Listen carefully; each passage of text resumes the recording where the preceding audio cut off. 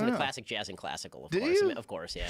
You're so interesting to me. I was a concert level violinist until I was like 17 years old. Do you still practice? Yeah, I mean the only expensive object that I own other than my house is a violin. Oh, really? Yeah. Is it a Stradivarius? It is not. It is a. It's not. That's all I know. Yes, that's the two that people may know are Strad and like a Guarneri, but those ones are like hundreds of thousands of dollars. This is in the tens of thousands of dollars. A Stradivarius is hundreds of thousands of dollars. Yeah, I had a guy who my family knew, he had $1 million Stradivarius. Yeah, what was so big about it? What was the big deal? Well, I mean, aside from the historic value of the thing, they're not making any more of them. It does play very differently. I mean, very differently. Like I had a crappy violin for most of my. Like really until the last 2 years. I had a violin that was handed down from my grandfather that was worth maybe $1,300, and it was a piece of crap. I mean, it was not a good violin. If you're good enough, then you can tell the difference between a really great violin to play and one that is a piece of garbage. And I was good enough to do that. So that's I mean, I was a classical guy. I played violin for years. And my dad was growing up. My dad was a pianist. Look at what Jamie just pulled up.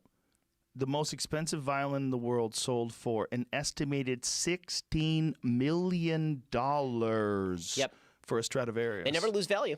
I mean, really, they don't. This is it's a good investment. The person I know a guy who was offered a Strad at I think it was $250,000 maybe 10 years ago, and he's like, no, that it's worth like $3 million today. God, no. What is the deal? Like, what if you had to explain what's the difference between the sound that this makes? So. I mean, it has to do with the acoustics of the instrument, meaning the wood quality. There's slight variations in the construction of the instrument.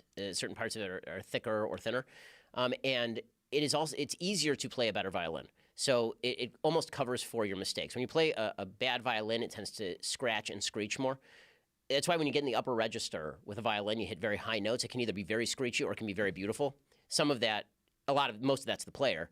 Some of that's the violin. Like Jascha Heifetz, who's widely considered the greatest violinist to ever live, he had a Strad. Look at this. Lady Blunt Stradivarius cost $15.9 million. People buy these and then they lend them out on loan to world's great violinists. So, God, but there's so pretty. In the end, it really is the quality of the player. There's a famous Jascha Heifetz story where he was playing at Carnegie Hall, and some lady came up to him afterward and she said, your violin, it sounds so beautiful. And he picks up the violin, puts it to his ear, and he says, funny, I don't hear it right now. So do you listen to any other kind of music? Yeah, I mean, I like some classic rock. Do you? Yeah, I could see you rocking out. Yeah, I went to a Doobie Brothers concert with my parents. No, you didn't. Yeah, really? Fun. Yeah. That's a band that was named after a joint. That is true. That's outrageous. That is accurate. I know. Did you feel like a sinner? I was a rebel that day. I was really going to the Doobie Brothers concert with the other boomers. So